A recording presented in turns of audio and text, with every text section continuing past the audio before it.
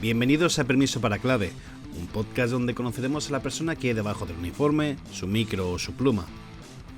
Permiso para Clave, vivencias, anécdotas y sucesos de aquellos que dedican su vida al mundo de la seguridad. Hola y bienvenidos a una nueva entrega de Permiso para Clave. Hoy estamos fuera de nuestro lugar habitual de grabación, ya lo podéis comprobar, por motivos profesionales. Y pues también va a ser una entrevista algo peculiar, la cual hemos tenido que recurrir a la voz de Permiso para Clave, a la voz en off, a mi hermano Alejandro Martínez. ¿Y por qué de todo esto? Pues porque vamos a terminar esa trilogía que empezamos relacionadas con el mundo de los espías, de la información, y que queríamos acabar con algo más profesional dentro de lo gran desconocido que es, por lo menos dentro de la Policía Nacional, porque su estructura es secreta, y con esto ya os estoy dando alguna pista de lo que vamos a hablar, y no es nada más y nada menos que la Comisaría General de Información. Buscando información que es nula, pues nos topamos con un perfil de un jefe, de un compañero de un jefe, que es muy activo en redes sociales y al cual recomendamos seguir encarecidamente.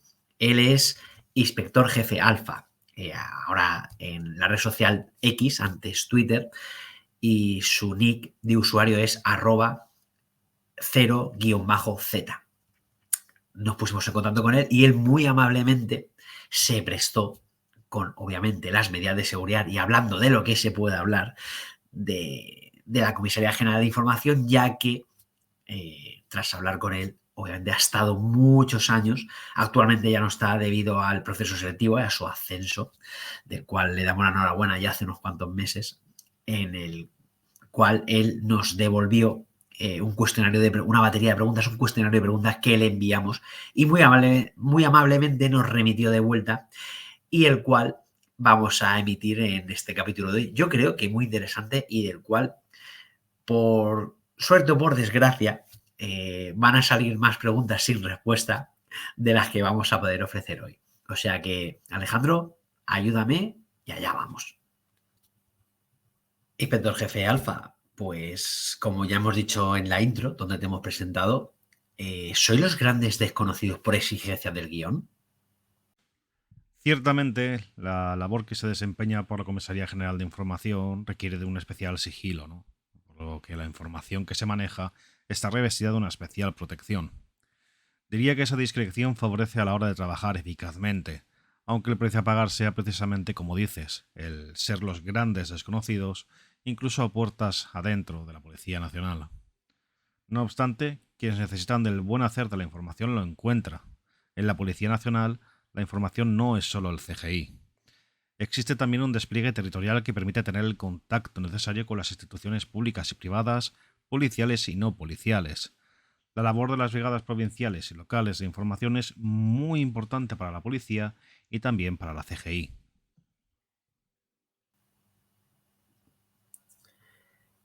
Creo que esto también es algo en lo cual en las películas siempre es esa trama de la CIA, de los espías, pero realmente se accede o te llaman para formar parte de la Comisaría General de Información.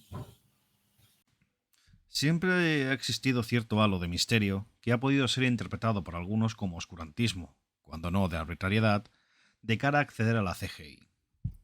Por parte de la CGI existe una búsqueda activa de policías de todas las categorías con un perfil que resulte necesario a las necesidades que se deben de cubrir. Pero desde que esas necesidades son diferentes en las distintas unidades y dentro de estas unidades también difieren en función de las labores que cada cual debe realizar, hay perfiles muy variados que pueden resultar de interés para la CGI, desde científico-técnicos hasta jurídicos, pasando por habilidades idiomáticas o personas que traigan ya de casa formación específica en inteligencia y análisis de la información, terrorismo, radicalismo, cooperación internacional y un largo etcétera. Por otro lado, y permíteme que regrese a lo dicho en la pregunta anterior, la especial sensibilidad de la materia que se trabaja en el CGI hace que se deba ser especialmente cuidadoso en cuanto a las personas que se selecciona para entrar. Esto se hace más evidente a partir de determinadas categorías en las que el sistema de provisión de esos puestos es la libre designación. En mi opinión, así debe seguir siendo. En cuanto a mi caso particular, he de decir que a mí me llamaron para acceder como inspector investigador, ya que un inspector compañero mío de promoción le habló de mi perfil a otro que ya estaba en la CGI. Siempre quise dedicarme a ello, hasta el punto de que fue lo que me motivó a hacerme policía nacional, pero no tuve contacto con nadie perteneciente al ámbito de la información hasta el periodo de prácticas. Me realizaron varias entrevistas y finalmente fui seleccionado. También, conozco casos de policías que, de iniciativa propia, se pusieron en contacto con la CGI para ofrecer sus servicios y acabaron accediendo. En nuestro país está el peso de vuestro trabajo y del resto de grupos de información de Guardia Civil y el CNI que nos adelantamos de esta manera a los atentados que se pueden producir en nuestro país. Lo primero que debe de tenerse en cuenta de información es que la filosofía que inspira esa forma de trabajar es diferente de la propia de otras ramas de la policía. ¿Es información una rama policial de investigación? Sí, naturalmente. ¿Es por ello una especie de policía judicial antiterrorista? No exactamente, porque la labor de información es eminentemente preventiva, frente al trabajo principalmente reactivo del común de la policía judicial. Dicho de otro modo, judicial suele iniciar sus investigaciones una vez que tiene constancia de una notita criminis, pero en información no puedes esperar a que te vuelen un autobús para empezar a investigar a los malos. Cuando de esa labor preventiva se descubren conductas de relevancia penal, naturalmente se abrirán diligencias previas y eventualmente podrá acabar explotándose una operación con detenidos. Pero en el ámbito de información pueden pretenderse objetivos que van más allá de una simple detención. Y sea como fuere, realizar un buen trabajo previo a nivel de inteligencia resulta fundamental para prevenir atentados. Esto quizá es algo de rabiosa actualidad y que, a ver, está en boca de todos los que forman parte de la fuerza del cuerpo de seguridad con, digamos, cierta polémica, tirantez, creo que en algunos sectores, pero bueno, ¿estáis de acuerdo en invitar a las policías autonómicas a los asuntos de inteligencia del Estado? Particularmente, opino que en la lucha antiterrorista, la cooperación de todos los operadores de seguridad pública de España es fundamental. No solo de las policías autonómicas, sino también de las Fuerzas Armadas, instituciones penitenciarias, el Servicio de Vigilancia Aduanera y, naturalmente, del CNI y de la Guardia Civil. Todo el que tenga algo bueno que aportar debe ser invitado y escuchado. En cuanto a otros asuntos de inteligencia con implicaciones nacionales o internacionales, creo que lo que debe de primar es la necesidad de conocer. Hay que tener una mentalidad abierta y cooperativa, pero sin perder de vista la primacía de los intereses generales y de la coherencia y eficiencia de la acción española. En tu opinión, ¿es el yihadismo la principal amenaza para España? Las amenazas graves a la seguridad pública de España son, en estos momentos, multifactoriales. Por lo que se refiere a la amenaza yihadista, si no es la principal, desde luego que es una de las principales, sin lugar a dudas. Es cierto que no tiene capacidad en estos momentos para desestabilizar nuestro sistema democrático, pero es una amenaza grave en cuanto a su dimensión, probable en cuanto a su posibilidad y letal en cuanto a su riesgo. También hay que tener en cuenta que la amenaza terrorista, y más específicamente la amenaza yihadista, tiene un componente cíclico. Hay periodos en los que la amenaza aumenta, generalmente motivados por conflictos de tipo político, bélico, religioso, que son utilizados por estos grupos terroristas para movilizar a sus simpatizantes y organizar sus actividades. Lo vimos tras la invasión de Irak y también a raíz de las mal llamadas primaveras árabes. Estos hitos históricos tuvieron la capacidad de movilizar a correligionarios de grupos yihadistas en países ajenos al conflicto. En fechas más recientes, tras la caída del autoproclamado califato, parece que el Daesh ha perdido muchas de las asombrosas capacidades que tuvieron en su momento de máximo auge. Pero no debemos olvidar que la estrategia adoptada por el Daesh para hacernos la guerra aquí, en Occidente, sigue siendo plenamente válida.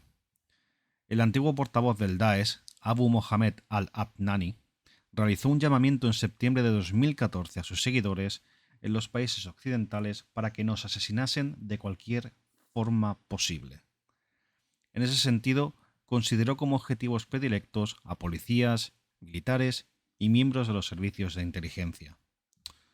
Lo que pretendieron con esa política era llevar el terror a nuestras sociedades a través de sus simpatizantes asentados en ellas, a la vista de los problemas que empezaban a tener para atraer hasta su territorio a los ciudadanos occidentales.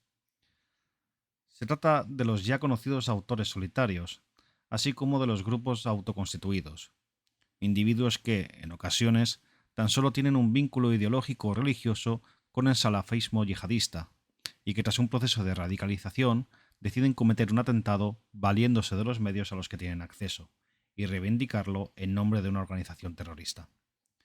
Al-Qaeda y luego Daesh han sido iconos de la yihad global y es probable que en el futuro surjan otras organizaciones llamadas a ocupar la posición de primacía de sus predecesores. Por nuestra parte, debemos de seguir observantes y preparados. A Ceuta y Melilla se le ha sumado Cataluña como los principales receptores, en especial Cataluña, de la inmigración en nuestro país. Pero, ¿son los principales caldos de cultivo de los fundamentalistas islámicos? El número de operaciones policiales culminadas en estos lugares sugiere la existencia de focos de radicalidad allí, pero el panorama y los presupuestos de hecho no son idénticos en esos tres sitios. Por un lado, en Ceuta y Melilla tenemos concretos núcleos urbanos donde coexisten en muy poco espacio la delincuencia común, la delincuencia organizada y el radicalismo religioso. Y estos problemas se ven, si cabe aún, más agravados por la proximidad con Marruecos, siendo muchos de los protagonistas de nacionalidad española, pero con potestad para cruzar la frontera con facilidad. En Cataluña, sin embargo, parece que se van esbozando diversos núcleos independientes entre sí, en los que parece que empiezan a conformarse comunidades salafistas de afluencia numerosa, pero con perfiles más propios de inmigrantes de origen o de segunda generación. Además de esos tres núcleos de los que estamos hablando, no podemos relajarnos respecto a otras grandes ciudades donde existe un índice representativo de población de referencia para el salafismo yihadista. Se han hecho importantes operaciones en Madrid, Sevilla, Algeciras. Ya fue un tema recurrente el permiso para clave, la ruta de los Balcanes, ese programa que hicimos del tráfico de personas con Igadret, que fue muy interesante. Pero, ¿se podría asociar esta ruta de migración ilegal a las formas de movimiento y evasión de los yihadistas? Creo que cuando desde el Centro de Inteligencia contra el Terrorismo y el Crimen Organizado se viene alertando desde hace años de la creciente vinculación entre terrorismo y crimen organizado, entre otras cosas, va en esa línea, y en general en la detección y disrupción de las energías criminales entre grupos criminales distintos con objetivos diferentes que derivan precisamente de su diferente naturaleza.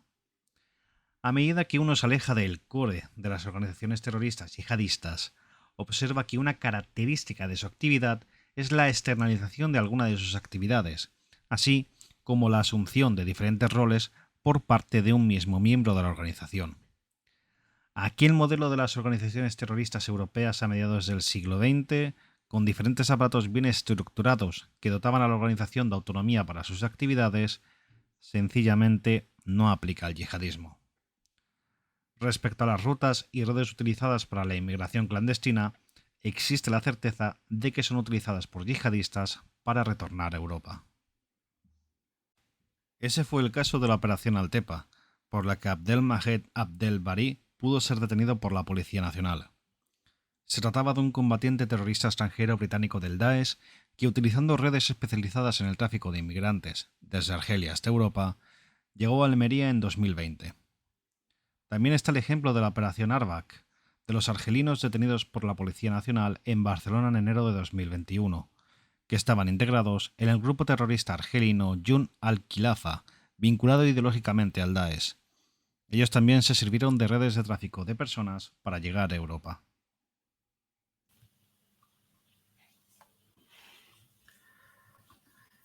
Creo que si no te hago esta pregunta, nuestros propios amigos de Permiso para Clave no cerrarían el canal. Para los conspiranoicos del 11M, ¿Para ti es un caso cerrado? El problema con los conspiranoicos es que da igual cuántas evidencias les muestres o cuántas explicaciones les des. Son absolutamente impermeables a cualquier argumento que contradiga su percepción de la realidad. Respecto al 11M, creo que el caso está cerrado, juzgado y sentenciado. Se conoce la autoría, los medios que utilizaron, de dónde los obtuvieron y cómo se llegó hasta los culpables. He tenido el honor de conocer y trabajar con algunos de los hombres y mujeres que participaron en la investigación de aquel atentado, y puedo decir que son profesionales de absoluta integridad y aptitud. No hubo en ellos otro interés que no fuese el veraz esclarecimiento de los hechos, y se dejaron la piel, la salud y hasta la reputación en la labor. Aquí el problema, si se me permite, viene con lo de siempre, con quienes desde fuera de la policía pretenden utilizarnos como chivos expiatorios para esconder sus torpezas o sus miserias, y al hacerlo arrastran tras ellos a sectores sociales ávidos por creer lo que algunos les cuentan.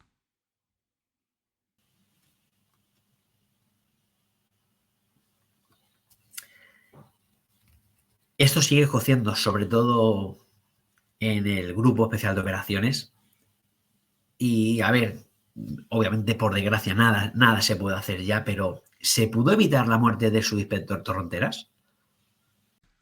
Bueno, no puedo contestar esa pregunta, la verdad. Pero lo que me parece milagroso es que aquel 4 de abril en Leganés solo muriese un policía. Creo que ya hemos perdido la cuenta del tiempo que llevamos en el nivel 4 de alerta antiterrorista. En tu opinión, ¿crees que veremos bajar algún día a nivel 3 o subir al 5? Lo cierto es que, tal y como yo lo veo, nunca deberíamos acostumbrarnos al nivel 4 de alerta antiterrorista. El nivel en el que nos encontramos implica una elevada movilización de recursos como para que lo estandaricemos. Para calibrar el nivel de alerta antiterrorista, existe una mesa de valoración de la amenaza en el Centro de Inteligencia contra el Terrorismo y el Crimen Organizado, y son ellos los que, desde su estratégica visión, determinan cómo nos encontramos. No seré yo quien cuestione la labor de esa mesa de valoración de la que forman parte expertos analistas. No obstante, no puedo evitar hacerme la siguiente reflexión. Las circunstancias que en junio de 2015 motivaron la activación de nivel 4 de alerta antiterrorista no parece que ya estén presentes, o al menos no con la misma intensidad. Desde 2015 a esta parte, hemos visto hundirse al Daesh en Siria y en Irak, se produjeron numerosos atentados en Europa, nos atentaron en Barcelona y en Cambrils, evitamos una masacre en la Semana Santa de Sevilla y albergamos la cumbre de la OTAN, entre otros eventos de relevancia, sin que el nivel de alerta antiterrorista se inmutase hacia arriba o hacia abajo. Si comparamos la evolución del nivel de riesgo en Reino Unido, que es un país con 5 niveles de riesgos catalogados como nosotros, tenemos que solo desde el 2019 ellos han modificado su nivel de riesgo hasta en 4 ocasiones, alternándose los niveles Severe y Substantial, que se corresponden con los niveles 3 y 4 de nuestro sistema, o como se dice ahora, con los niveles naranja y rojo. Por lo tanto, creo que lo natural será que acabemos viendo cambios en el nivel de alerta antiterrorista. ¿Quiere decir eso que no nos pueden atentar? Evidentemente no. La seguridad total no existe, y atentados como el pasado enero de Algeciras demuestran que con pocos medios se puede causar un daño notorio. Obviamente la Comisaría General de Información, los servicios de información, como hemos dicho antes, de Guardia Civil, el CNI, tuvieron una época muy dura y de muchísimo trabajo con el terrorismo autóctono, el nacional. Pero el terrorismo nacional ha muerto o nunca podemos bajar la guardia por si acaso. Las organizaciones terroristas autóctonas tradicionales se encuentran en vías de extinción. Su apoyo social se ha ido reduciendo con el paso de las décadas, y los principales referentes de estas organizaciones o están en prisión o son demasiado viejos como para volver a generar algo similar. Pero no podemos bajar la guardia. Vivimos en una sociedad cada vez más polarizada y más volátil, y ese es el escenario ideal para que proliferen procesos de radicalización que están en la base del terrorismo. Para finalizar, y obviamente tenemos que agradecerte infinitamente el que hayas accedido a concedernos estas palabras para que la gente pueda conocer la Comisaría General de Información muy, muy por encima, como así debe de ser. Pero bueno, creo que esta cercanía que has demostrado, poniendo las palabras, esos textos que nos has enviado en la voz de Alejandro, creo que nos ha hecho ver los grandes profesionales que tenemos sin que nos enteremos y que nos cuidan y nos vigilan para que España siga siendo uno de los países de referencia en materia de información y de adelantarse a los atentados yihadistas, que por suerte vemos que aquí son operación tras operación, un éxito tras éxito, y por desgracia no es así en los países de nuestro entorno, donde vemos y podemos comprobar la barbarie y las muertes que producen aquí al lado de casa, Bélgica, Francia, Inglaterra, los lobos solitarios, los yihadistas. Por lo tanto, queremos agradecerte esta cercanía que has tenido con permiso para Clave y nuestros amigos. Y para despedirte, pues queremos darte el último turno de palabra. Bueno, lo primero, muchas gracias por la oportunidad de participar en esta entrevista. Espero que resulte interesante. Un abrazo fuerte a quienes nos escuchan y mucha suerte y ánimo a todos nuestros hermanos y hermanas de la delgada línea azul. Hasta pronto. Pues ya queda todo dicho. Simplemente reiterarte una vez más nuestro agradecimiento, Inspector Jefe Alfa, y darte la enhorabuena por ese huevo frito sobre los hombros de la jefatura de la escala ejecutiva, y remitir a todo el mundo a que siga tu cuenta con esos grandes consejos que das y esos apuntes que son opiniones personales, como muy bien indicas en tu perfil. Y desde aquí, sobre todo a ti, te decimos que tengas buen servicio y cuidado ahí fuera. Y a vosotros nos vemos en la siguiente entrega de Permiso para Clave.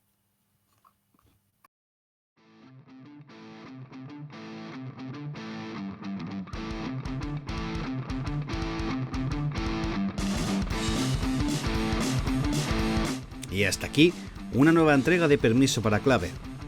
Puedes encontrarnos en formato podcast en iVoox, Spotify y Google Podcast. Síguenos para estar al tanto de nuestras novedades en Twitter en @permisoclave y en Facebook y en Instagram en Permiso para Clave. Si quieres participar y comentar más activamente, la comunidad de Telegram de Permiso para Clave es tu sitio, así que ya sabes, únete. Y recuerda, el próximo viernes volvemos con más contenido de estreno en nuestro canal de YouTube, así que ya sabéis, darle a like y suscribirse, que nos ayudáis un montón, y en Twitch para directos intersemanales. Y como siempre decimos, buen servicio a todos y cuidado ahí fuera.